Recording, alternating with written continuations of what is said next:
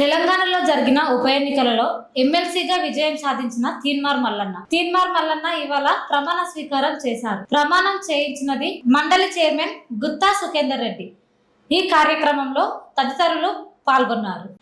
తీన్మార్ మల్లన్న అనే నేను శాసన పరిషత్ సభ్యునిగా ఎన్నికైనందున శాసనం ద్వారా నిర్మితమైన భారత రాజ్యాంగం పట్ల నిజమైన విశ్వాసం, విధేయత చూపుతానని, భారతదేశ సార్వభౌమాధికారాన్ని, సమగ్రతను కాపాడుతానని, నేను స్వీకరించబోయే కర్తవ్యాన్ని శ్రద్ధాశక్తులతో నిర్వర్తిస్తానని పవిత్ర హృదయంతో ప్రతిజ్ఞ చేస్తున్నాను.